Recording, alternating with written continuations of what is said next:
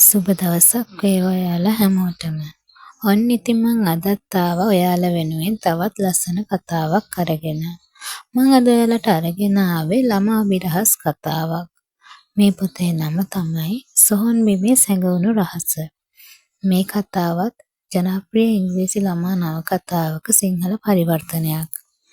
ළමා රහස් පරීක්ෂකයෝ 3 දෙනෙක් වටා ගෙතුණු මේ කතාවත් අන්තිම වෙනකම්ම රස විඳින්න කියලා මම ඔයාලගෙන් ආදරෙන් ඉල්ලා සිටිනවා. එහෙනම් ඉතින් අපි යමු අද කතාවට. 1. පරීක්ෂණය ආරම්භයි. උදව් කරන්න පාළු පෙනුමක් ගත් විශාල ගේ තුලින් නැගෙන එම බියකරු හඬත් සමග පීටර් ක්‍රේන්ෂෝගේ හිතට දැනුනේ දැඩි බියකි. නිවසට යන අඩිපාර හරහා සුළඟට වැටී ඇති ගසට පිටුපසින් හිඳ ජුපිටර් හා පීටර් නිවස දෙස බලා සිටියහ. ඔවුන්ගේ බලාපොරොත්තුව වූයේ තවදුරටත් එම හඬට සවන් දීමයි. පැරණි ස්පාඤ්ඤ ක්‍රමයට සාදන ලද නිවසට අයත් උද්‍යානයේ සාමාන්‍ය ප්‍රමාණයේ කැලයක් නිර්මාණය වී ඇත්තේ ටික කලකින් එය එළිපෙහෙළි නොකළ බැවිනි. ජුපි, ඒ ගෑණියෙක්ද මිනිහෙක්ද? පීටර් ජුපිටර්ගේ සවනට කොඳුරයි. මම දන්නේ නැහැ. ජුපිටර් හිසවනයි. එම නිවස මැල්කම් ප්‍රෙන්ටිස් නම් නාට්‍යකරුවෙකුට අයත් වූවකි. ඔහු හෙක්ටර් සෙබස්තියන්ගේ හිතවතෙකි. හෙක්ටර් සෙබස්තියන් යනු රහස් පරීක්ෂක කතා ලියන ලේඛකයෙකු මෙන්ම ළමා රහස් පරීක්ෂකයන් තිදෙනාගේ උපදේශකයාය. රහස් පරීක්ෂකයන් තිදෙනාගේ සංගමයට නොයෙකුත් විසඳිය නොහැකි ගැටලු සොයා දෙන්නේද ඔහු විසිනි. රහස් පරීක්ෂකයන් තිදෙනාගෙන් ජුපිටර් ජෝන්ස් සහ පීටර් ක්‍රේන්ෂෝ මෙවර පැමිණ සිටියේ ප්‍රෙන්ටිස් මහතාගේ නැතිවුණු ගිරවකු සොයා දීමටයි. සෙබස්තියන් මහතා ළමුන්ට පැවසුවේ එම ගිරවා නැතිවීමෙන් තම මිතුරා විශාල සිත්තැවුලකට පත්ව ඇති බවකි. අපි පටන් ගත්තේ නැතිවුණ ගිරවෙක් හොයන්න. ඒත් දැන් කවුද ගේ ඇතුළේ ඉඳලා උදව් ඉල්ලලා කෑ ගහනවා. පීටර් පහත් හඬින් මොමනයි. වැඩේ පටන් ගත්තෙම ලොකු බලාපොරොත්තුවක් ඇති කරලා. දැන් ඔක්කොම නිශ්ශබ්දයි වගේ. අපි දැන් ගේ ළඟට කිට්ටු කරලා බලමු. ජුපිටර් විශාල උද්‍යෝගයකින් යුතු විය.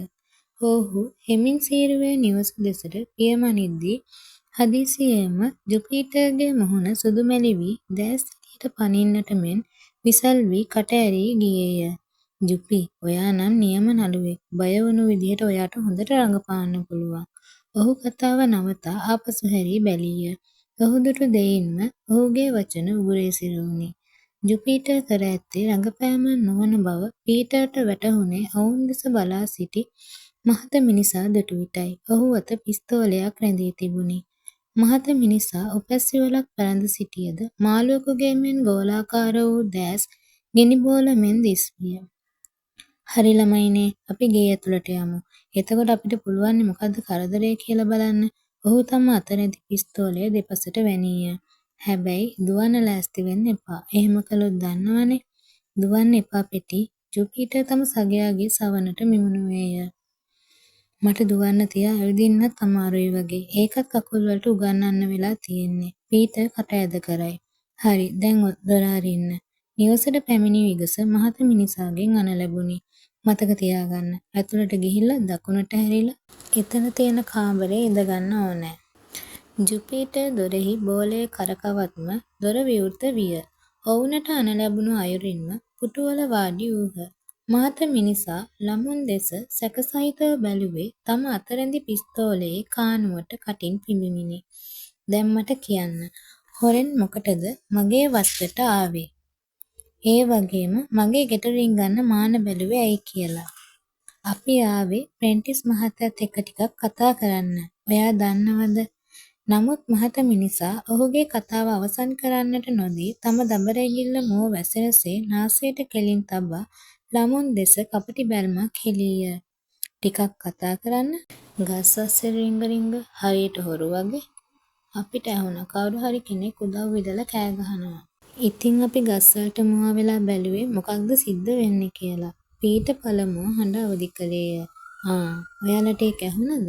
ඔයා දන්නවද? හෙක්ටර් සෙබස්තියන් මහත්තයා තමයි අපිව මෙහාට එව්වේ. එයා අපිට කිව්වා ඔයාගේ ගිරව නැති වුණා කියලා. ඒත් පොලිසිය ඔයාට උදව් කළේ නැතිලු.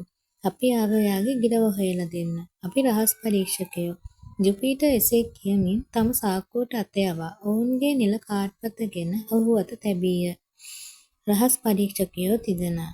අපි යමක් සොයන්නෙමු. පළමු රහස් පරීක්ෂක ජුපිටර් ජෝන්ස්. දෙවන රහස් පරීක්ෂක පීටර් ක්‍රේන්ෂෝ. වාර්තා සහ පර්යේෂණ බොබ් ඇන්ඩ්‍රූස්. මම ජුපිටර් ජෝන්ස්. මේ මගේ සහායකයා පීටර් ක්‍රේන්ෂෝ. ඕ රහස් පරීක්ෂකයෝ. මොනවද මේ ප්‍රශ්නාර්ථ ලකුණු? ඇයි ඔයාලට ඔයාලගේ හැකියාව ගැන සැකයක් එහෙම තියනවද? මහතා මිනිසා හොඳින් කාර්ඩ්පත නිරීක්ෂණය කරන්නට විය. ප්‍රශ්නාර්ථ ලකුණක් කියන්නේ ප්‍රශ්නයකට යොදන සලකුණක්නේ. ඉතින් අපි කරන්නේ නොඉවසුණු ප්‍රශ්නයකට පිළිතුරක් සොයන එක. අපේ රහස් පරීක්ෂණ සංගමයේ සලකුණ තමයි මේක. මට පේනවා. ඔයාලා ඇවිල්ලා තියෙන්නේ මගේ නැතිවුණ ගිරව ගැන පරීක්ෂණයක් කරන්න නේද? ඔහු එසේ කියමින් ඔවුන්ගේ කාර්ඩ්පත සාක්කුවට දැමීය. ප්‍රථම වරට ඔහු ළමුන් දෙස බලා සිනාසුනි. එවර නම් පීටර්ගේ ඇඟට ලේ එනුවේය. නමුත් ඊළඟ මොහොතේදී පීටර්ගේ ඇඟේ ලේ සිඳී ගියේය. මම හිතනවා මට ඒක විශ්වාස කරන්න පුළුවන් කියලා. ඒත් ඔයාලා ඔයාලගේ පවුලේ අයව නැති කර ගන්නයි හදන්නේ. ඔහු එසේ කියමින් සාක්කුවෙන් සිගරට්ටුවක් ගෙන දෙතොල් මත රඳවා පිස්තෝලය ළමුන් දෙසට මානා කොකා ගැසීය. එහි ශබ්දයක් නගමින් කානුවෙන් ගිනි දැල්ලක් මතුවිය. ඔහු එයින් සිගරට්ටුවක් දල්වා පිස්තෝලය මේසය මතින් තැබීය. ඒක සිගරට් ලයිටරයක්. පීටර් මුවායා බලා සිටියේය. මගේ සුබ පැතුම් ළමයිනේ. මගේ පර්යේෂණයෙන් ඔයාලා සමත් වුණා. මට ඕන වුණේ ඔයාලව බය කරන්න. ඒත් ඔයාලා බය වුණේ නැහැ. මම ඔයාලා ගැන ආඩම්බර වෙනවා. මම හෙක්ටර්ට ටෙලිෆෝන් කරලා කියන්නම් ඔයාලා මගේ පරීක්ෂණයෙන් සමත් වුණා කියලා. ඔහු සතුටින් ළමුන්ට අතට අත දී ආචාර කළේය. ඒ කිව්වේ ඔයා දැනගෙන හිටියද අපිට මෙහෙ එනවා කියලා? ඇත්තෙන්ම මට හෙක්ටර් කිව්වා ඔයාලා මෙහෙට එන බව. මට ඕනෑ වුණේ ඔයාලව පුදුම කරවන්න. ඒත් සෙබස්තියන් මහත්තයා අපිට කිව්වේ ඔයා ගිරව නැති වුණ එක ගැන ගොඩක් දුකින් ඉන්නවා කියලානේ. පීටර් ඔහුගේ හැසිරීම ගැන පුදුම විය. ඌ නැති වුණා. ඇත්තෙන්ම මාව පිස්සු වැටුණා. ඒත් එයා ආපහු ආවා. අද උදේ මම ජනේලය ඇරලා තිබුණා. ඒකෙන් එයා ඇතුළට ආවා. මගේ සුරතල් බිලි. ඔයා මට කොච්චර දුකක්ද දුන්නේ. බිලි ඒකද ගිරවගේ නම? ජුපිටර් ඇසීය. හරියට හරි. බිලි ෂේක්ස්පියර්. විලියම් ෂේක්ස්පියර්ගේ නෑදෑයෙක්. එතකොට කවුද උදව් ඉල්ලලා කෑ ගැහුවේ? ඒ ශබ්දේ එන්නේ මේ ගේ ඇතුලෙන්. පීටර් විමසුම් ලෙසින් වටපිට දෙනෙත් තැවීය. ඔයාලා මාව සැක කරනවද? ඒත් ඒ බිලි. මම එයාට ඉගැන්නුවා එයා ඉන්නේ හිර කූඩුවක කියලා එහෙම කෑ ගහන්න. ඔයාලා දන්නවද? එයා ඒ විදිහට කෑ ගහලා ගොඩක් සතුටු වෙනවා. අපිට බිලිව බලන්න පුළුවන්ද? එයා ගොඩක් දක්ෂ කුරුල්ලෙක් වගේ. ජුපිටර් ඇසුරේ ගිරවා දැකීමේ බලවත් ආශාවෙනි. මට කනගාටුයි. ප්‍රෙන්ටිස් මහතාගේ මුහුණ අඳුරු විය. බිලි හරියට කරදර කරනවා. මම එයාගේ කූඩුවට උඩින් රෙදි දමලා වැහුවා. ඒ නිසා එයා නිශ්ශබ්දයි. අපි දැන් එතෙන්ට ගියොත් ආයෙත් පටන් ගනීවි. එහෙමනම් මම හිතනවා අපිට දැන් විසඳන්න දෙයක් නැහැ කියලා. ප්‍රෙන්ටිස් මහත්තයා අපිට සතුටුයි. ඔයාගේ ගිරව ආපහු ආව එකට.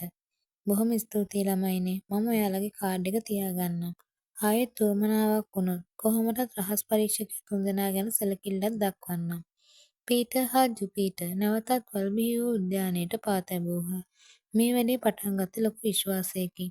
හුදෙකලා පැරණි ගෙයක්, උදව් ඉල්ලලා කෑ ගැසීමක්, නපුරු මහත මිනිහෙක්. මට මේ ගැන ලොකු බලාපොරොත්තුවක් තිබුණා. ජුපිටර් කල්පනාවෙන් බර විය. මට නම් මේ මිනිහව ඇල්ලුවේ නැහැ. ඒ පීටර්ගේ හඬයි. ඔයා කියන දේ ඇත්ත. ළමුන් දෙදෙනා වැඩි කතාබහකින් තොරව වින්ඩින් මාවත දිගේ ඇවිදගෙන ආහ. එය හොලිවුඩයේ පාළු පෙදෙසකි. රන් පැහැති රෝල්ස් රොයි රථය ඔවුන් එනතෙක් මඟ බලා සිටියේය. එය ජුපිටර් විසින් තරගයකින් දිනන ලද්දකි. එම රථය වලංගු වූයේ දින 30ක් සඳහා පමණි. එහි සේවයට වොනින්ටන් නම් ඉංග්‍රීසි ජාතික රියදුරෙකුගේ සහයද ලැබී තිබුණි. වොනින්ටන් අපි ගෙදර යමු. ජුපිටර්ගේ අණකිරීම දෙදෙනාම රථයට ගොඩ වූ පසුවය. ගිරව ආපහු ඇවිල්ලා. ඒක හොඳයි ජෝන්ස් මහත්තයා. රියදුරු වාහනය අපසු හරවන විට ජුපිටර් රථයේ කවුළුවෙන් පිටත බැලීය. ප්‍රෙන්ටිස් මහතාගේ නිවස පාම් ගස් සහ වෙනත් පඳුරු වලින් වැසී තිබුණි. පෙටි වටපිටාව හොඳින් නිරීක්ෂණය කරන්න. අපිට මොනවා හරි හොයාගන්න පුළුවන් වේවි. මොනවද ඔයා කියන්නේ? මේ වත්ත ගැනද? ඔව්. අපි යන පාර, ගෙවත්ත හැම දෙයක්ම. පැහැදිලිව මට මෙතන වැරැද්දක් පේනවා. එයා අපිව මගහරින්න මොකක් හරි හේතුවක් තියෙනවා. පීටර් ගෙවත්ත සහ මුළු පෙදෙසම නිරීක්ෂණය කළත් කිසිදු විශේෂත්වයක් ඔහුගේ නෙත නොගැටුණි. ඔහුට පෙනුනේ මෙම ගෙවත්ත හොඳින් පිරිසිදු කිරීමට නම් මිනිසෙකු මාසයක්වත් දිනපතා වැඩ කළ යුතු බවකි. ජුපිටර් ඔහුගේ සුපුරුදු විලාසයෙන් යටිතල සපාගෙන කල්පනාවේ ගැලී සිටියේය. මම නම් විශේෂ මොනවත්ම දැක්කේ නැහැ. පීටර් වාර්තා කළේය. නමුත් එය ජුපිටර්ට නොඇසුණු සේකි. ඔහු මුලින් සිටි ඉරියව්වෙන්ම ජනේලයෙන් පිටත බලා සිටියේය. ඔවුහු මද දුරක් ගිය පසු ජුපිටර් එක්වරම කෑ ගැසීය. වොනින්ටන්, අපි පුළුවන් තරම් ඉක්මනින් ආපහු යන්න ඕනෑ. හොඳයි ජෝන්ස් මහත්තයා, අපි ආපහු යමු. ඔහු රථය ආපසු හැරවීය. ජුපි, ඔයා මොකද මේ කරන්නේ? ඇයි ආපහු යන්නේ? පීටර්ට කිසිවක් සිතාගත නොහැකි විය. මට එක දෙයක් තේරුණා. ජුපිටර්ගේ රවුම් මුහුණ රතු වී තිබුණේ සිතේ තිබුණු කැළඹිල්ල හේතුවෙනි. පෙන්ටිස් මහත්තයාගේ ගෙදර ටෙලිෆෝන් කම්බි නැහැ. ටෙලිෆෝන් කම්බි නැහැ? පීටර් ඔහු කියූ දෙය සැකහැර දැනගන්නට හොඳින් බැලීය. ඔව් ඇත්ත තමයි. එතකොට එයා කිව්වේ බොරු. සෙබස්තියන් මහත්තයා එයාට කතා කරලා අපි එනවා කිව්වලු කියලා. ඒක විතරක් නෙමෙයි. එයා කිව්ව ඔක්කොම බොරු. බොරු? ඇයි ඉතින් එයා අපිට බොරු කියන්නේ? මොකද දන්නවද? ඒ පෙන්ටිස් මහත්තයා නොවන නිසා. එයා ඒ විදිහට පෙනී සිටියා. උදව් ඉල්ලලා කෑ ගැහුවේ ඇත්තම පෙන්ටිස් මහත්තයා වෙන්න ඕනෑ. 2. ගොත ගසන ගිරවා. ඔවුන් ආපසු රථය හරවා ගමන් කළේ ෆෙන්ටිස් මහතාගේ නිවස වෙතය. නව වන නිවාස පේලි ඉදිරියේදී ඔවුන් දෙසට ඇදුනේ කුඩා කළු පැහැති ආනයනික රථයකි. එක්වරම එහි වේගය වැඩි විය. එම රථයේ රියදුරු විශාල උපැස්සවලක් පැළඳි මහත මිනිසෙකි. ඔහුගේ මුහුණ හොඳින් නොපෙනුණද පීටර් එකවරෙම ඔහු හැඳිනගත්තේය. ඒ පෙන්ටිස් මහත්තයා. පීටර් කෑ ගැසීය. ඔව්, ඒ පෙන්ටිස් මහත්තයා වගේ රඟපාපු එක්කෙනා. එයාට යන්න දෙන්න එපා. වොනින්ටන්, අපි එයාගේ පස්සෙන් ගිහින් බලමු එයා කොහෙටද යන්නේ කියලා. හොඳයි ජෝන්ස් මහත්තයා. වොනින්ටන් රථයේ තිරිංග තද කර වාහනය ආපසු හැරවීමට සූදානම් විය. පීටර් වේගෙන් ඇදී යන රථය දෙස බලා සිටියේ සැපමුසුවය. අපි එයාව අල්ලගෙන මොකද කරන්නේ? අපි ළඟ එයාට විරුද්ධව කිසිම සාක්ෂියක් නැහැ. එනත් අපේ උදව්ව අවශ්‍ය වෙලා තියෙන්නේ පෙන්ටිස් මහත්තයාටනේ. ජුපිටර් දෙගිඩියාවෙන් යුතුව මොහොතක් කල්පනා කළේය. ඔයා හරි. ඉස්සෙල්ලම අපි පෙන්ටිස් මහත්තයාගේ ගෙදර යමු. එයාට අනතුරක් වෙන්න කලින්. පෙටි, ඔයාට කියන්න පුළුවන්ද අපිව පහු කරගෙන ගිය කාර් එකේ මොනවා හරි විශේෂත්වයක්? එංගලන්තයේ හදපු දොර දෙකේ රේන්ජර් වර්ගයේ කාර් එකක්. ඒත් ඒකේ තිබුණේ නම් කැලිෆෝනියාවේ ලියාපදිංචි අංක තහඩුවක්. මට ඒකේ අංකය නම් මතක නැහැ. අවසානයේට අංක 13 තිබුණ මතකයි. ඔයාට මතකද ඒකේ අංකය වොනින්ටන්? නැහැ ජෝන්ස් මහත්තයා. මට ඒ ගැන අවධානයක් තිබුණේ නැහැ. ඒත් මට මතකයි. ඒක රේන්ජර් වගේ කාර් එකක්. ඇතුලේ සීට් රතු පාටයි. හරි. පස්සේ අපි ඒ ගැන බලමු. දැන් යමු ඇත්තටම පෙන්ටිස් මහත්තයාව බලන්න. පීටර් ජුපිටර් පසුපසින් ගමන් කළේ ඔහු සිතන ආකාරයට දකුණු කැලිෆෝනියාවේ ලක්ෂ ගණනක් කාර් අතුරින් එවැන්නක් සොයන්නේ කෙසේදැයි සිතමිනි. ඔවුන් එම නිවස වෙත ළඟා වෙන විට යමකු උදව් ඉල්ලා කෑ ගසන හඬ නැවතත් ඇසුණි. කරුණාකරලා කවුරු හරි මට උදව් කරන්න. ඉක්මනට මාව මෙහෙන් එන්න. පීටර් තම දිගු දෙපා තබමින් පසුපස දොර වෙත දිව ගියේය. ඒ දැනටමත් විවෘතව පැවතියේ මහත මිනිසා පිටව ගොස් තිබුණේ එම දොරෙන් බැවිනි. මොහොතක් රැඳී ඔහු සවන් යොමු කළහ. යමක් ක්‍රේක් හඬින් ඇතිල්ලෙන හඬ හැර වෙන කිසිදු හැලහොල්මනක් නැත. අපි ඉන්නේ කාමරයක. අපි අර පැත්තට ගිහිල්ලා බලමු. ඔවුහු දකුණු පැත්තේ දොරක් විවර කළේය. එය පැරණි තාලයේ විසිත්ත කාමරයකි. කවුරු හරි ඇවිල්ලාද? දුර්වල හඬක් නැගුණි. ඉතා කෙට්ටු මිනිසෙකු බිම වැතිර සිටියේ දෑත් දෙපා බැඳ දමා කටටද මුඛවාඩමක් දමමිනි. ඔහොම ඉන්න. අපි ඔයාව ලිහන්නම්. ඔහුගේ බැමි ඉක්මනින්ම ලිහා දැමූ ඔවුහු පෙන්ටිස් මහතා කවිච්චියක දිගා කරවූහ. බොහොම ස්තුතියි ළමයිනේ. මම පොඩ්ඩක් හාන්සි වෙලා ඉන්නම්. ඔහු කවිච්චිය දිගෑදී මෙහෙනුවේය. පෙන්ටිස් මහත්තයා, අපි මේ ගැන පොලිසියට දැනුම් දුන්නොත් හොඳයි. ජුපිටර් පුටුවක් ඇද ඔහු ළඟින් වාඩි විය. පෙන්ටිස් මහතා පුදුමයෙන් යුතුව ජුපිටර් දෙස බැලීය. නැහැ නැහැ, වුවමනා නැහැ. ඒ අරන් මට ටෙලිෆෝන් එකක් නැහැ. අපේ කාර් එකේ ටෙලිෆෝන් එකක් තියෙනවා. ඒකෙන් අපිට පුළුවන් පොලිසියට කතා කරන්න. "ඕ නෑ නැහැ." පෙන්ටිස් මහතා කවිච්චියට හේතු වී ළමුන් දෙස හොඳින් බැලීය. "ඔයාලා කවුද? ඔයාලා කොහොමද මෙහාට ආවේ?" ජුපිටර් ඔහු අත ඔවුන්ගේ නිල කාඩ් පත තබා හෙක්ටර් සෙබස්තියන් මහතා ඔවුන් එවූ බව විස්තර කළේය. හෙක්ටර් කොයිතරම් හොඳද? පෙන්ටිස් මහතාගේ මුවෙහි සිනාවක් ඇඳුණි. "එහෙනම් අපි පොලිසියට ටෙලිෆෝන් කරන්න උවමනාවක් නැද්ද? ඒත් ඔයා බලාපොරොත්තු වෙනවා නම් ඔයාගේ ගිරව හොයාගන්න අපේ උදව්ව අවශ්‍යයි කියලා අපි ඒකට ලෑස්තියි.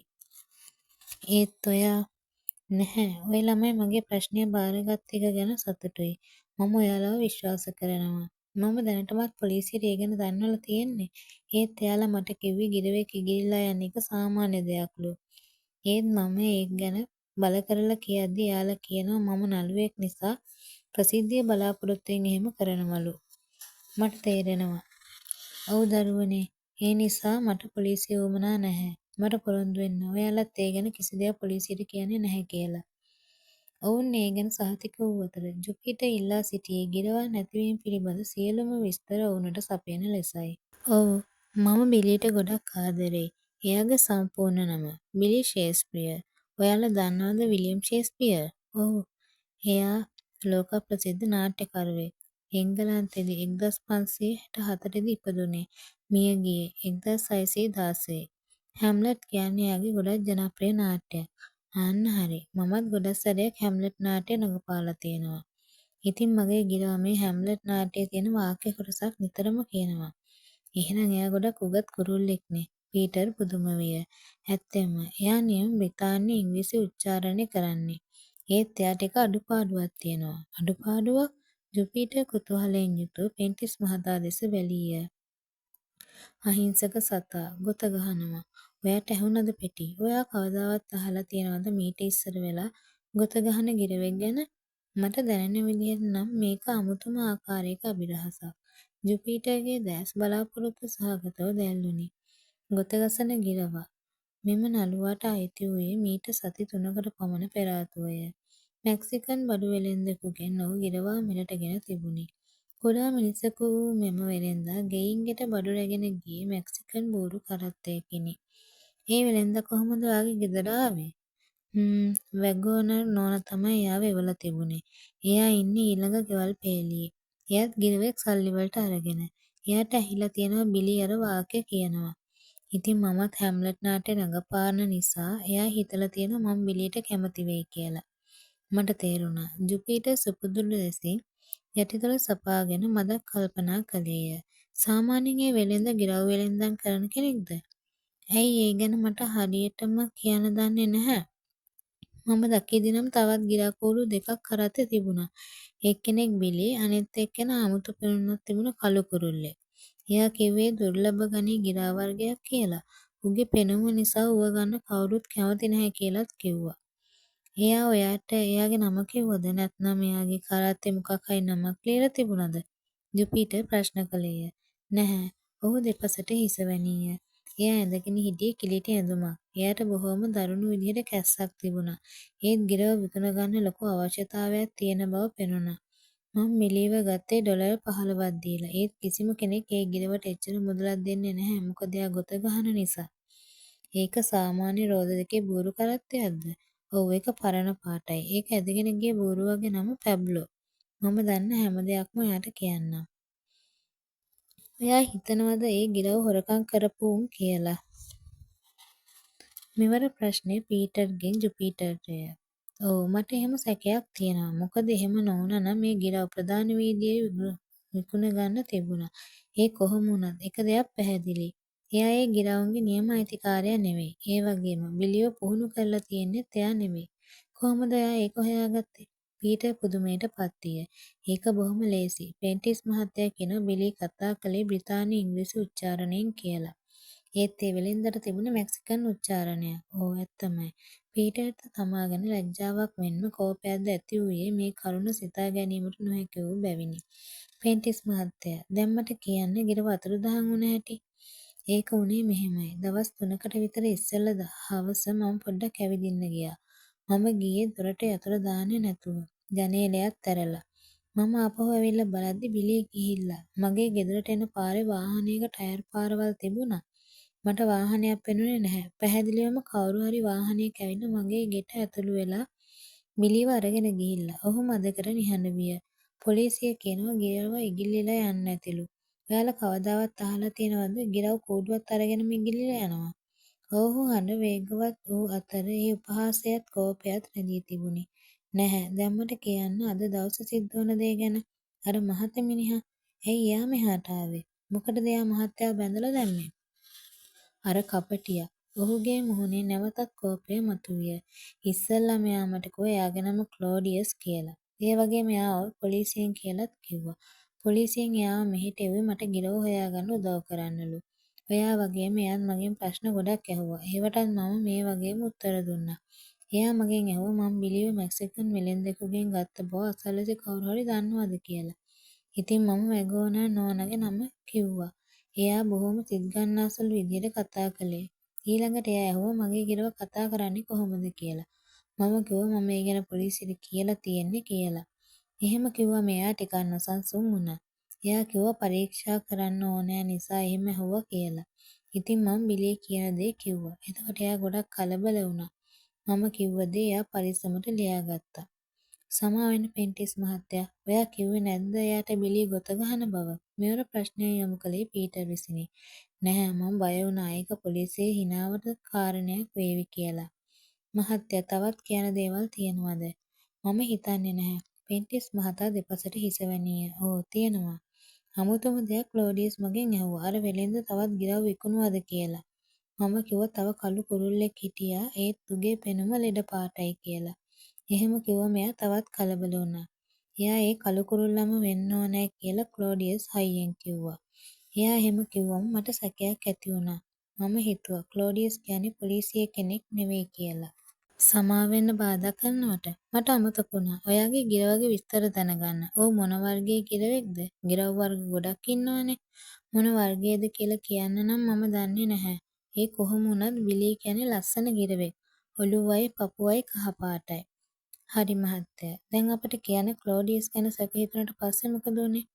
මම හරියට වේදිකාවක රඟපානවා වගේ හයියෙන් කෑ ගහලා අත දික් කරලා කිව්වා "උඹ පොලිසියේ නෙමෙයි. මම හිතන්නේ උඹ තමයි මගේ බිලීව හොරකම් කරපු යක්ෂ කපටියා. එයා මට ආපහු දීපන් කියලා. නැත්නම් මම උඹට කරන දේ බලපන් කිව්වා." ඊට පස්සේ එතකොටම අපිට සද්දයක් ඇහුණා. ක්ලෝඩියස් ජනේලය ළඟට දුවගෙන ගියා. මට හිතෙන්නේ එයා ඔයාලව දැක්කා. ඒ මිනිහට පුළුවන් වුණා ඉක්මනින්ම මාව යටත් කරගන්න. මම උදව් ඉල්ලලා කෑ ගහද්දි මාව බැඳලා දැම්මා. ඉතින් ඔයාලා මාව බේරගන්නතුරු මෙතනම හිටියා. මට මේ කිසිම දෙයක් තේරුම් ගන්න බැහැ. ඒත් මට මගේ බිලීව ආපහු ඕනෑ. රහස් පරීක්ෂකයෝ 3 දෙනා ඒ දේ කරાવી. යුපිටර් හුවස් වසාලීය. පෙන්ටිස් මහතාගෙන් සියලු තොරතුරු ලබාගත් පසු ඔහුගෙන් සමුගත්හ. කාර්යයට නැගුණු පසු ඔවුන් කතා කළේ ඒ ගැනයි. මම හිතන්නේ අර ක්ලෝඩියස් තමයි බිලීව හොරකම් කරලා තියෙන්නේ. එයා ආපහු ඇවිල්ලා තියෙන්නේ තව තොරතුරු ලබා ගන්න. අපේ පළවෙනි ඉලක්කය ක්ලෝඩියස් ඉන්න තැන හොයාගන්න එක. ඒත් එයා ඇත්තටම පිස්තෝලයක් පාවිච්චි කරනවා. අනිත් එක අපි ළඟ වෙන කිසිම සාක්ෂියකුත් නැතුව අපි කොහොමද එයාව අල්ලගන්නේ? මම කැමති එහෙම වැඩවලට තමයි. අපිට මොකක් හරි මාර්ගයක් පෑදේවි. වොනින්ටන් ඉස්සරහා බලන්න. රියදුරට ඔහුගේ යන කිරීම අවශ්‍ය නොවීය. ඔහු හැකිතරම් තදින් තිරිංග තද කරද්දී රෝද එකතැන කැරකෙමින් රථය නතර විය. රථ දෙක මුහුණට මුහුණලා නතර කෙරුණි. තියුණු දෑසක් හිමි මිනිසෙක් අනෙක් රථයේ සිට ඔරවා බැලීය. 3. බෝපී පතුරු දහම් වේ. රථ දෙක එකිනෙකට මුහුණලා නතර කෙරුණේ කෙස් ගසක් පමණ දුරකිනි. වොනින්ටන් තම අසුන තුළම රැඳී සිටියේ උදාරම් ලෙසිනි. ගුරු පැහැති රථයේ ඉදිරි අසුනේ සිටි තියුණු දෑසක් හිමි පුද්ගලයා එයින් බැස වොනින්ටන් අසලට පැමිණියේය. "ඒයි හැලිමඳුරා.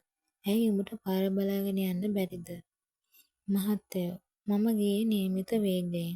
ඔයයි අපරීක්ෂාකාරී විදිහට වේගය වැඩි කළේ. ඔයා මේ කාර් එකට අලාභයක් කළා නම් ඒක ඔයාටම නරකක් වෙන්න තිබුණා." වොනින්ටන් කිව යුතු සියල්ලම කීය. "මට ඔය සේවකයොත් එක්ක කතාවක් නැහැ." කියමින් ඔහු වොනින්ටන්ගේ කෝට් කොලරයෙන් අල්ලා සෙලවීය. එසැනින් පිටුපස දොර හැරගත් මහත මිනිසෙක් ගෙයින් බැසගත්තේය. ඇඩම්ස් කාර් එකට නගිනවා. ඔහුගේ හඬ ප්‍රංශ උච්චාරණයක් වූ අතර රළු අණකිරීමකි. එම පුද්ගලයා පටු උඩු රැවුලකින්ද මුවගැහි උපන් ලපයකින්ද යුක්ත වූවෙකි. මට සමාවෙන්න. මගේ රියදුරා හරිම නොසැලකිලිමත්. වාසනාවකට මේ කාර් එකට අලාභයක් වුණේ නැහැ. එහෙම වුණා නම් මම මටම සමාව දෙන්නේ නැහැ. මම එයාගේ මහත්තයත් එක්ක කතා කරන්නද? එවිට ජුපිටර් කාර්ය තුළ හොඳින් පෙනෙන්නට හිඳගත්තේය. ඔයාට ඕනෑ මගෙත් එක්ක කතා කරන්නද? ඕ ඔයාද? මේ කාර් එකේ අයිතිකාරයා? ඔහු පුදුමයෙන් ජුපිටර් දෙස බැලීය. ඒක මේ වෙලාවේ මගේ. මම දන්නවා. මට දැනගන්න පුළුවන්ද ඔයා පෙන්ටිස්ගේ යාළුවෙක්ද කියලා? ඔව් අපිට යාළුවෝ කියලා කියන්න පුළුවන්. එහෙනම් ඔයා මේ දේ ගැන දන්නවා ඇති. කොහොමද අර ගිරවා බිලි ෂේක්ස්පියර්?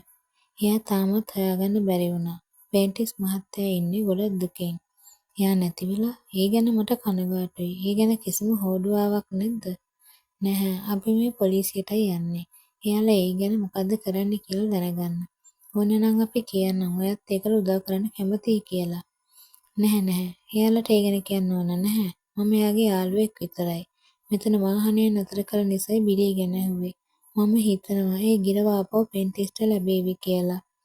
වටිනා අයුරින් හැඳ පැළඳගත් ප්‍රංශ උච්චාරණයක් ඇතිව කතා කරන එම මිනිසා ඔහුගේ නම සඳහන් නොකරම රථයට නැගුණි. ඇඩම්ස් ආපසු මාව හෝටලයට එක්ක යන්න. හොඳයි සර්. තියුණු දැසක් හිමි රියදුරා වොනින්ටන් දෙස රවා බලා වාහනය පණ ගන්නවා ඉගිල ගියේය. ජෝන්ස් මහත්තයා ඔයා හොඳට රඟපෑවා. වොනින්ටන් කීවේ ජුපිටර් නැවතත් රථයට ගොඩවන විටයි. ජුපි අර කාර් එකේ හිටපු මිනිස්සු මහ නපුරු මිනිස්සු වගේ මට පෙනුනේ. ඔව් ඒක ඇත්ත. අපි පොලිසියට යන්නේ කියලා බොරුවක් කිව්වම එයාලා බය වුණා. ඔයාලා දැක්කද අර ඇඩම්ස් කිව්ව මිනිහයාගේ කරේ පිස්තෝලයක් එල්ලගෙන හිටියේ. පැහැදිලිවම එයා පාතාල කල්ලියක. එයාලගේ මහත්තයා නම් ඉහළ පැලැන්තියක කෙනෙක් වගේ. මට හිතා ගන්න බැරි ඇයි එයාගේ රියදුරා ආයුධ අරගෙන යන්නේ කියලා. මොහොතකට ජුපිටර් කල්පනාවක ගිලුණි. මට හිතෙන්නේ මේ ඔක්කොම එකකට එකක් සම්බන්ධයි වගේ. පීටර් මොහොතක නිහඬ බව බිඳ දැමීය. ඒත් කුරුල්ලෝ ඉක්මනපු මනුස්සයාගේ මේකට සම්බන්ධයක් නැති වෙන්න පුළුවන්. එහෙම කියන්න බෑ. එයාගේ ගොත ගහන ගිරවෙක් ගෙනල්ලා විකුණුවේ. එයානේ බිලි ෂේක්ස්පියර්ව හොරකම් කළේ. මේක හරියට අධ්‍යයනය නොකර උත්තරයක් දෙන්න බෑ. මගෙත් ඔළුව අවුල් වෙලා තියෙන්නේ. ජෝන්ස් මහත්තයා කවුරු හරි ගෑනු කෙනෙක් පාරේ ඉන්නවා. එයා මොනවද හොයනවා වගේ. ළමුන් පිටත බලද්දී වොනින්ටන් රථය නතර කළේය. කුඩා ගැහැණියක් පාරේ සිටගෙන සිටියේ එහි ගමන් කරන වාහන ගැමද අමතක වීමෙනි. ඇය පඳුරු අතරට එබිමින් කතා කළාය. පැටියෝ මෙහෙ එන්න. මෙන්න ඉරිවා ඇවිල්ලා. මම ඔයාට සූර්යකාන්තට ගොඩක් ගෙනාවා. එයාට මොකක් හරි ප්‍රශ්නයක්. අපි පොඩ්ඩක් බලමු. අපිට උදව් කරන්න පුළුවන්ද කියලා. ඒ ජුපිටර්ගේ යෝජනාවකි.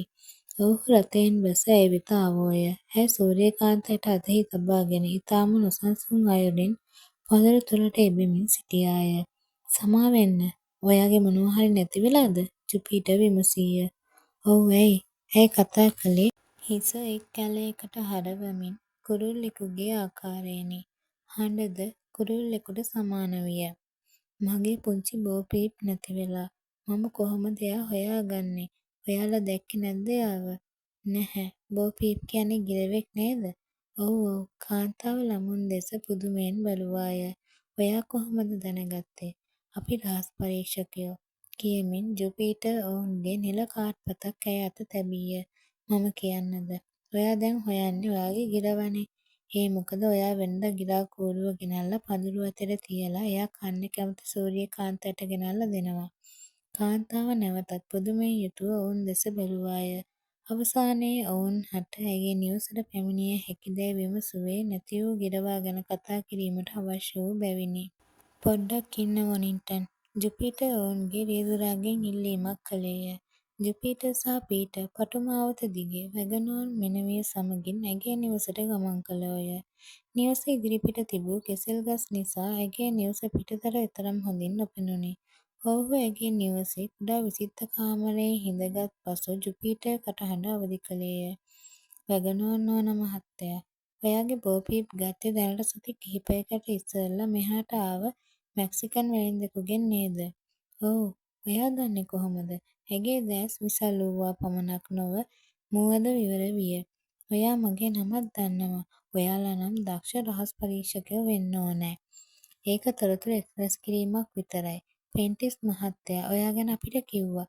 ඉතින් ඔයා ඔයාගේ නම කියලා ගිරවට කතා කළාම මට ඒ කරුණු ගලපගන්න පුළුවන් වුණා.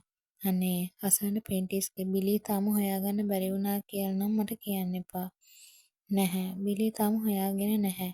අපි උත්සාහ කරන්නෙත් එයාව හොයාගන්න. අපිට කියන්න පුළුවන්ද ඔයාගේ ගිරව කොහොමද නැති වුනේ කියලා? පීටර් විමසීය. මම පොඩ්ඩක් ඇවිදින්න යනවා. බෝපීප් හරිම ආසයි සූරියකාන්ත ඇටවලට. මම ටිකක් දුර යද්දි දැක්කා කළු පාට කාර් එකක් මේ පැත්තට එනවා. පීටර් සහ ජුපිටර් එකිනෙකාගේ මුහුණු බැලූහ. ඔවුන්ට එම කාර්යය ක්ලෝඩියස් විසින් පදවගෙන එනු දැක තිබුණි. මම පොඩ්ඩක් ඇවිදලා ටිකක් වෙලා ඉර එළියේ ඉඳලා සූරියකාන්ත ඇටත් එකතු කරගෙන ආපහු ගෙදර ආවා. මම ගෙදරට එද්දිම දැක්කේ බෝපීප්ගේ කූඩුව ඇරලා දාලා තියෙනවා. මම හිතුවේ මම කූඩුව ඇරලා දාලා යන්නේ නැති කියලා. ඉතින් මම හිතුවා එළිමහනේ කොහේ හරි තැනක එයා ඇති කියලා.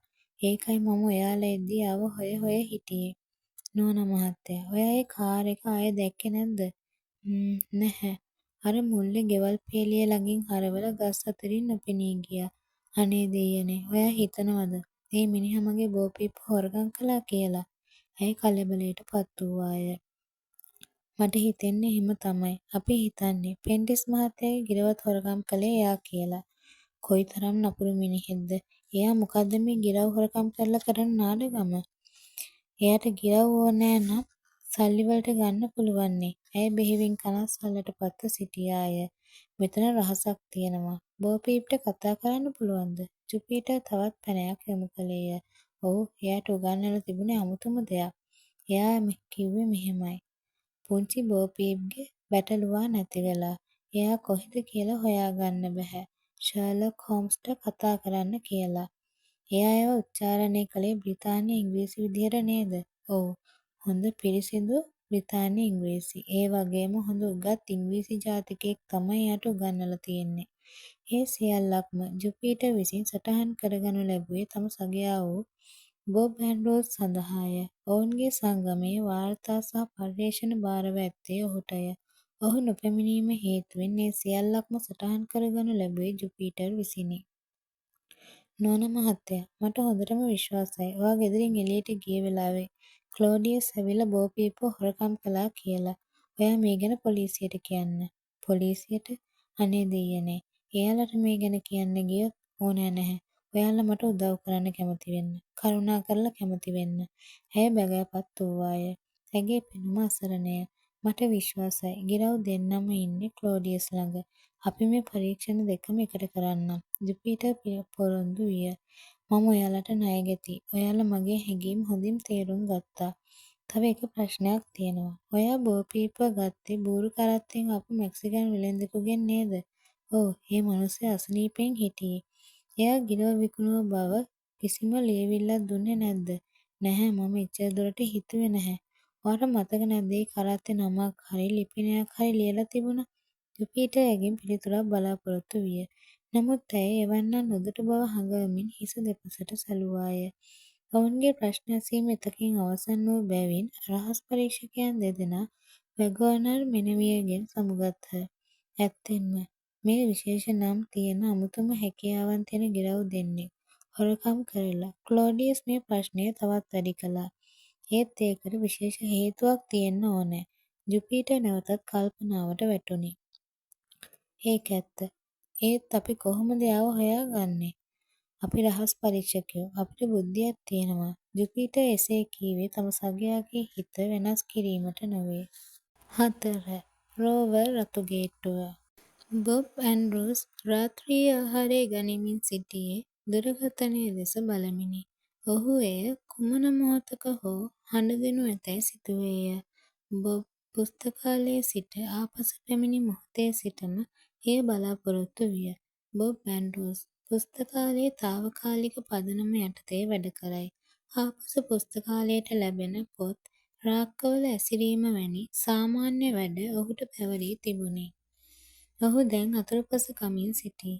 ඔහුගේ කස්ටඩ් පුඩිම අවසන් වී තිබුණද දුරකථනය නාද වූයේ නැත. කෙසේ වුවද ඔහුගේ මව වූ ඇන්ඩ්‍රූස් මහත්මියගේ දෙනෙතට ඔහුගේ බැල්ම හසු විය. එක්වරම ඔහු යමක් බලාපොරොත්තු වන බව හැඟී ගියාය.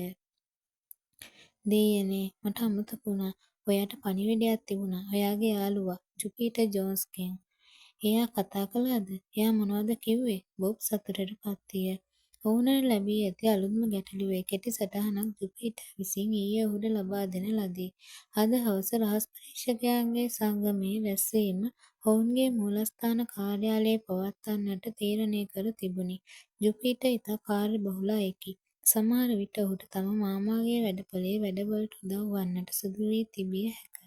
එම නිසා ඔහුට කාලය ලබා ගැනීම ප්‍රශ්නයක් වන්නට පුළුවන. මම ඒක ලිව්වා. මට ඒක මතක තියාගන්න අමාරු නිසා. සමහර වෙලාවට ජුපිටර් පාවිච්චි කරන්නේ අමුතුම භාෂාවක්නේ. එයා ගොඩක් කියවනවා. ඒ නිසා වචන ඉබේම එනවා. ඒ නැතත් එයාගේ මාමා කතා කරන්නෙත් ඒ වගේ. මෙන්න ඒක. ඇය කොළ කැබැල්ලක් තම පුතු අත තැබුවාය. රෝවර් රතුගේට්ටුව. පැති මාරු කරන්න. කුරුල්ලගේ තටු තමයි ප්‍රශ්නය. පාර පටුයි. ඊතලය අනුගමනය කරන්න. බොබ් මොකක්ද ඒ? ඔයාලා රහස් භාෂාවකින් සෙල්ලමක් කරනවද? ඈ දෙබම රැලි නගා බොබ් දෙස බැලුවාය. බොබ් මේ වන විටත් යන්නට පිටත් වී හමාරය. ඔහු සිටියේ දොර අසලය. නමුත් මව ඇසූ ප්‍රශ්නයට පිළිතුරු දෙන්නට ඔහු මදක් නතර විය. ඒවා අම්මේ පිරිසිදු ඉංග්‍රීසි. ඒත් මට නම් එහෙම දැනෙන්නේ නැහැ. පිරිසිදු ඉංග්‍රීසි තමයි. ඒත් ඒවා පාවිච්චි කරන්නේ රහස් භාෂාවක් විදිහට. මොකද පිට කෙනෙක් ඒ පණිවිඩයට අහුම්කම් දුන්නොත් එයාට තේරුම් ගන්න බැරි වෙන්න. මම පිට කෙනෙක්ද? ඔයාගේ අම්මා? නැහැ අම්මේ ඔයා ගැන නෙමෙයි මම කිව්වේ. ඔයා කැමති නම් මම ඒ ගැන විස්තර කරන්නම්. නැහැ ඒකෙන් වැඩක් නැහැ. මට ගමනක් යන්න තියෙනවා.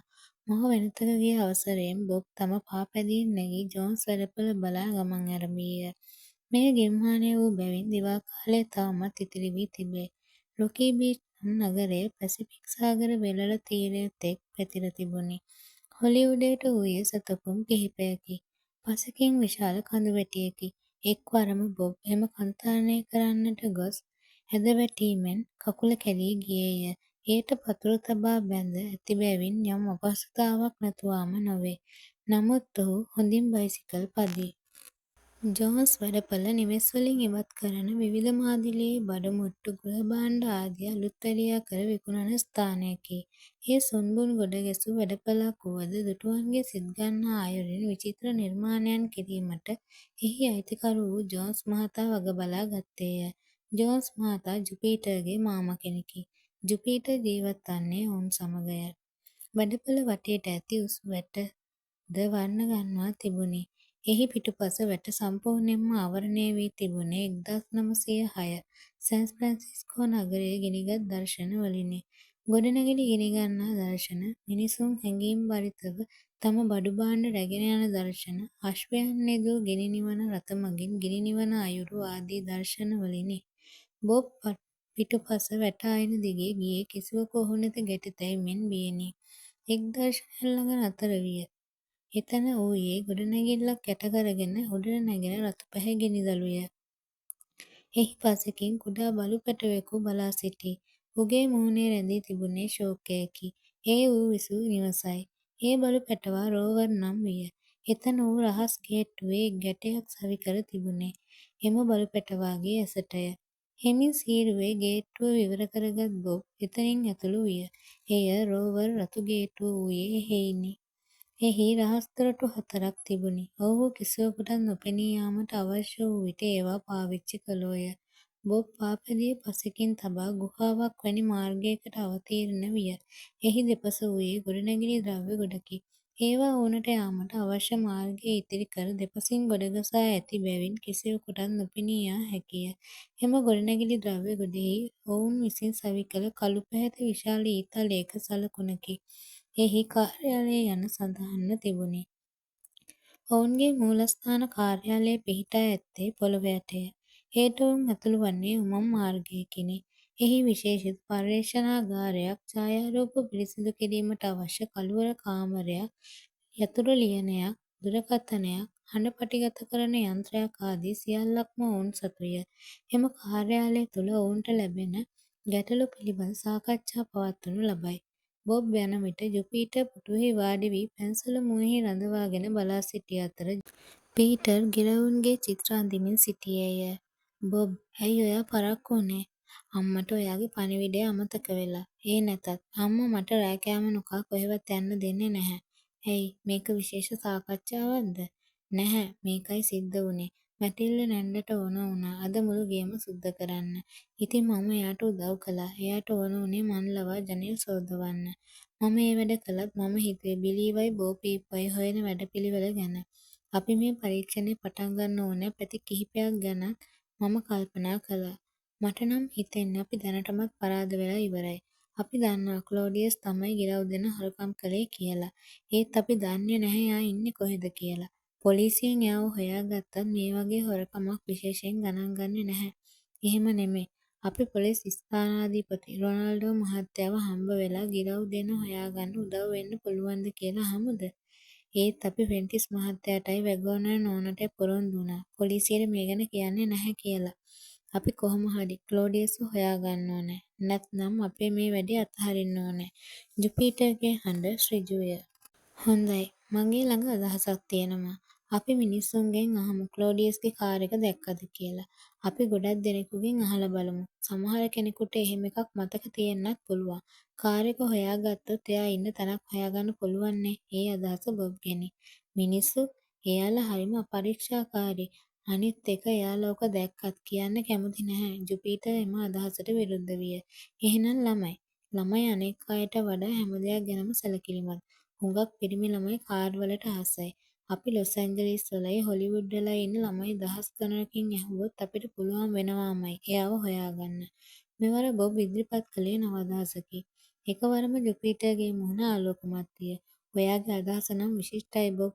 ඔය ඇත්තමද කියන්නේ? බොබ් පුදුමයෙන් යුතුව ජුපිටර් දෙස බැලීය. ඒක උපායශීලී දෙයක් වගේම ගොඩක් දක්ෂ වැඩක්. ඔයා කිව්වා වගේම ළමයි ගොඩක් ආසයි කාර් වලට. විශේෂයෙන් නොදැකපු කාර් වලට. අපි මේ නගරේ ඉන්න ළමයින්ගෙන් ඇහුවොත් එක්කෙනෙක් හරි ඉන්න පුළුවන් ඒක දැකපු කෙනෙක්. එතකොට අපිට පුළුවනි ක්ලෝඩියස් ඉන්න තැන හොයාගන්න. ඒත් අපිට ඔච්චර ළමයි ගොඩකගෙන් අහන්න එක ප්‍රශ්නයක්. ඒක හරිම අමාරු වැඩක්. ජුපිටර් මදක් කල්පනා සයුරේ ගිලුණි. එහෙනම් අපි මොකද කරන්නේ? පීටර් නිහඬ බව බින්දේය. ඔව්, අපි බිල්ලන්ගේ ඈඳුතු සෙල්ලම කරමු. ජුපිටර් තම සගයන් දෙස බැලුවේ ජයග්‍රාහී සිනහවක් මුවග රඳවමිනි. 5. බිල්ලන්ගේ ඈඳුතු සෙල්ලම. ජුපිටර් තම සගයන් දෙදෙනා දෙස බලා සිටියේ ඔවුන් මොනවා හෝ ඒ ගැන කතා කරතැයි සිතමිනි. නමුත් පීටර් සහ බොබ් ඔහු කියූ දේ තේරුම් ගැනීමට නොහැකිව බලා සිටියෝය. මොකක්ද බිල්ලන්ගේ ඈඳුතු සෙල්ලම කියන්නේ? දෙදෙනා ඇසුවේ එක් විටය. ඒක මෙහෙමයි සිද්ධ වෙන්නේ. ළමයි දහස් දෙනෙක් කතා කරලා තොරතුරු දෙනවා. ඒත් අපි කෙලින්ම කතා කරලා නම් නෙමෙයි. ඒක ඔවුන්ට තවත් ප්‍රහේලිකාවකි. කොහෙන්ද ඔය බිල්ලෝ එන්නේ? බොබ් කුතුහලයෙන් විමසීය. මෙහෙමයි. මේකට ඇත්තම බිල්ලෝ සම්බන්ධ වෙන්නේ නැහැ. අපි එයාලව දන්නෙත් නැහැ. අපිට ඇහෙන්නේ එයාලගේ හඬ විතරයි. ඒ නිසා අපි එයාලට බිල්ලෝ කියමු. ඒක තමයි සුදුසුම නම. ඒ වගේ නමකට ලස්සනකුත් තියෙන්න ඕනනේ. ඔව්, ඒක ඇත්ත. බොබ් එකඟතාවය පළ කළේය. තව දෙයක්. බිල්ලෝ විදිහට අපට තොරතුරු ලබා දෙන අය ගැන අපි කාටවත් කියන්නේ නැහැ. ඒක අපි රහසක් විදිහට තියාගන්න ඕනේ. ඒක හොඳයි. පීටර් හිස සැලීය. මගේ වැඩසටහන ක්‍රියාත්මක වුණාම ඇට්ලාන්ටික් සාගර කලාපය පුරාම ළමයිව ඒකට එකතු කරගන්න පුළුවන්. ඒකත් හරියට ගුවන්විදුලි රූපවාහිනී වැඩසටහනක් වගේ වේවි. හැබැයි මේක ඊට සම්පූර්ණයෙන්ම වෙනස්. දැන් අපි බිල්ලන්ට කතා කරමු. මට හිතෙන්නේ ඔයාගේ සැලැස්මට අනුව ඔයාට ඕනෑ වෙලාවක කතා කරන්න පුළුවන්. පීටර් කීවේය. ඇත්තටම ඔයා කිව්වේ නැහැනේ ඒක කොහොමද වැඩ කරන්නේ කියලා. බොබ්ගේ කුතුහලය තව තවත් වැඩි කළේය. ඒ වැඩේ හරිම ලේසියි. මෙහෙ ඔයාගේ යාළුවෝ කී දෙනෙක් ඉන්නවද බොබ්? මං හිතන්නේ 10ක් 12ක් විතර ඇති. ඇයි එහෙම ඇහුවේ? පෙටි. බොබ්ගේ යාළුවෝ ඇර ඔයාගේ යාළුවෝ කී දෙනෙක් ඉන්නවද? 6ක් 7ක් විතර. ඔයා මේ මොනවද කරන්න යන්නේ? පීටර් පුදුමයට පත් විය. ඔයාලා ටිකක් ඉන්න. ඔයාලා දෙන්නගෙම යාළුවෝ ඇරියම මගෙත් යාළුවෝ 4-5ක් ඇති. පෙටි, දැන් ඔයාට පුළුවන්ද ක්ලෝඩියස්ගේ කාර් එකේ විස්තර ආයෙත් කියන්න? බොබ්, ඔයා ඒක ලියාගන්න.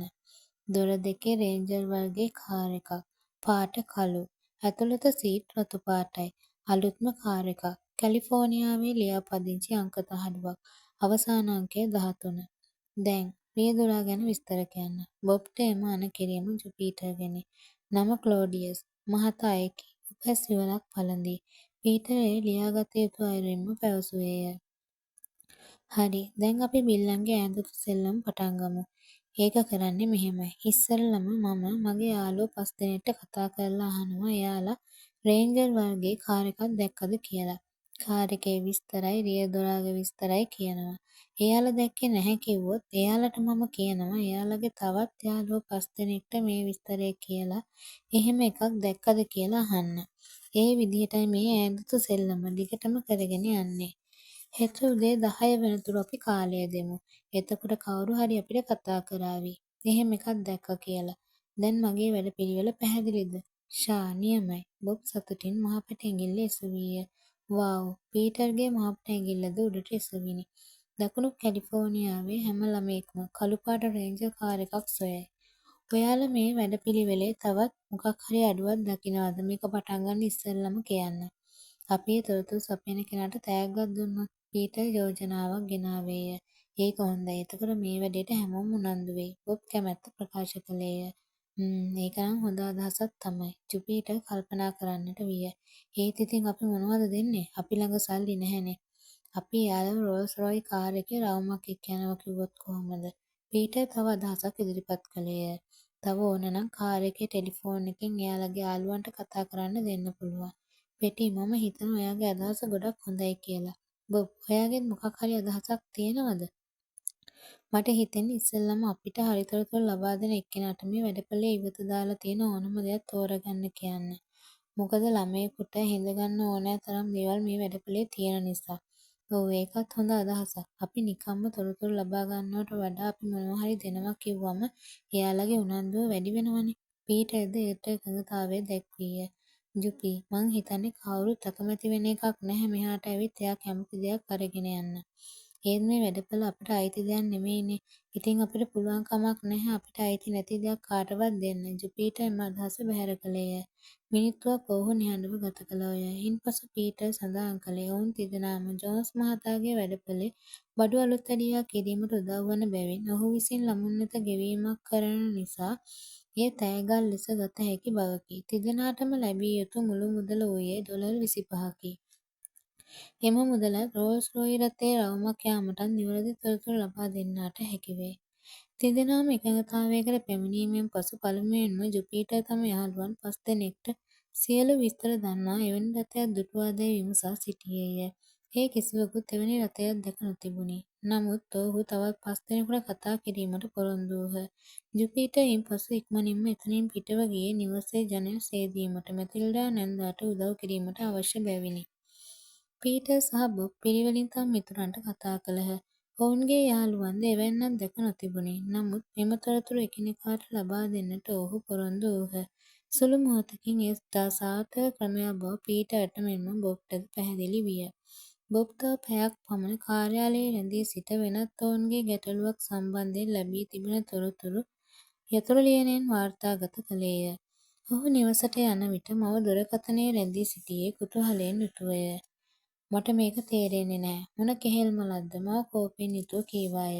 මොකද අම්මේ? මම මේ එක්කෙනෙක්ට කතා කරන්න හදනවා. එයා මට පල්ලියේ රාත්‍රී භෝජන සංග්‍රහයකට උදව් කරන්නම් කිව්වා.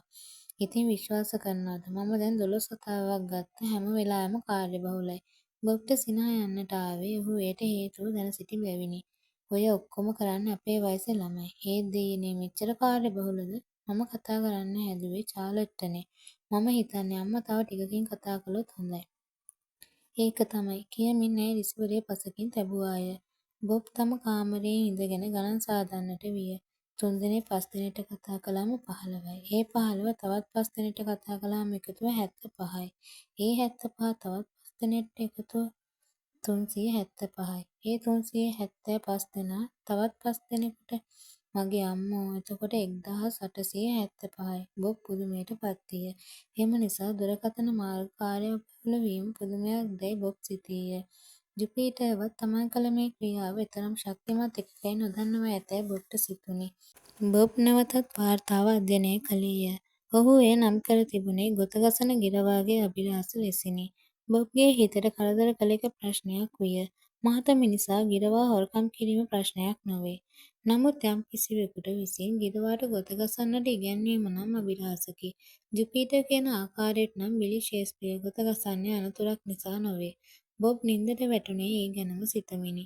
බොබ් රෑ සිහින ලෝකයේ සැරිසැරුවේද ගිරවුන් සමගිනි. පසුදින උදෑසන ඔහු මූලස්ථාන කාර්යාලයේදී හමු වූහ.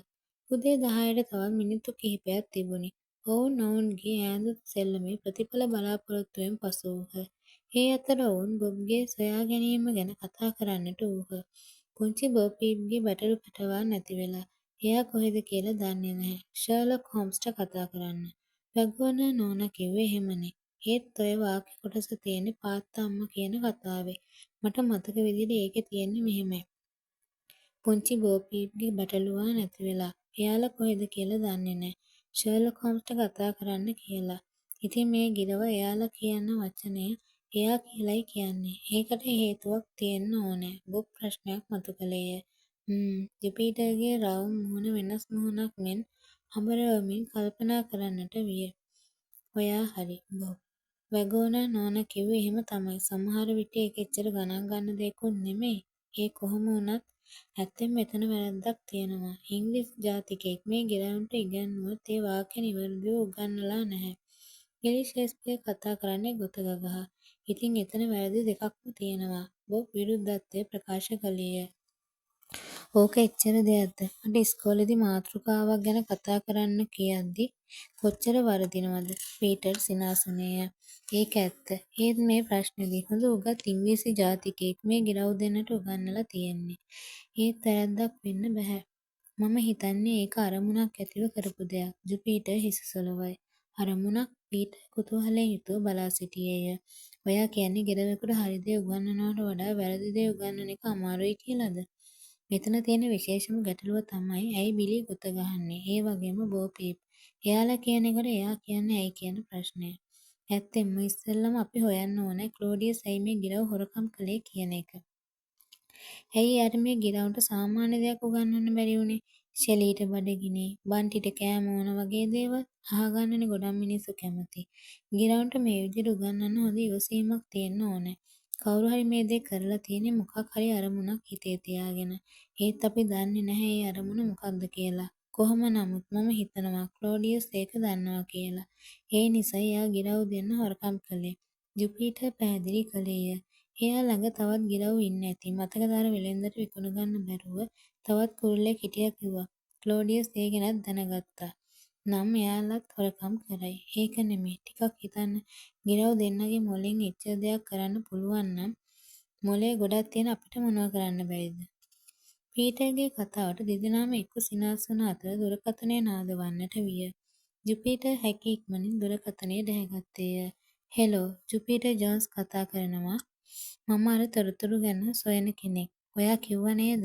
නැහැ, ඉස්සෙල්ලම මට කියන්න ඒකේ ලියාපදිංචි අංකය අග ඉලක්කම 13ද? ඕ, එහෙමනම් ඒක නෙමෙයි. ඒක වගේ එකක්. මට සමා වෙන්න. ජුපිටර් දුරකථනය පසකින් තැබුවේ බලාපොරොත්තු කඩ වූ අසරණ පෙනුමකිනි. හොලිවුඩ් වලින් ළමයෙක් කතා කළේ. එයා කියනවා එයා දැක්කේ ඒ වගේ වෙන කාර් එකක්ලු. නැවතත් දුරකථනය නාද විය. එවර එයට සවි කර ඇති ශබ්ද විකාශන යන්ත්‍රය ක්‍රියා කළ නිසා තිදෙනාටම එකට දුරකථනයට සවන් දීමේ හැකියාව ලැබුණි. එවර කතා කළේ සැන්ටා මොනිකාවල සිටි පිරිමි ළමයෙකි. ඔහු විසින් කළු පැහැති රේන්ජර් වර්ගයේ කාර්යයක් ඊයේ දිනේදී රෑවෙන්නට පෙර ආපනශාලාවක් ඉදිරිපිටදී දැක තිබුණි. එමෙන්ම එය අවුරුදු කිහිපයක් පාවිච්චි කළ එකකි. නැවත වතාවක් වැරදි තොරතුරකි. මේ අයුරින් තවත් දුරකථන ඇතුම් 8කටත් වැඩි ප්‍රමාණයක් ලැබුණද සියල්ලක්ම වැරදි තොරතුරුය. ඔවුන් අලුතින් ක්‍රියාත්මක කළ බිල්ලන්ගේ ඈඳුම් සෙල්ලම නිෂ්ඵල ක්‍රියාවක් බවට පත්ව ඇත. ක්ලෝඩියස් මහතා ගැන කිසිදු තොරතුරක් සොයාගත නොහැකිව ඔවුහු තාමත් ලත වෙති.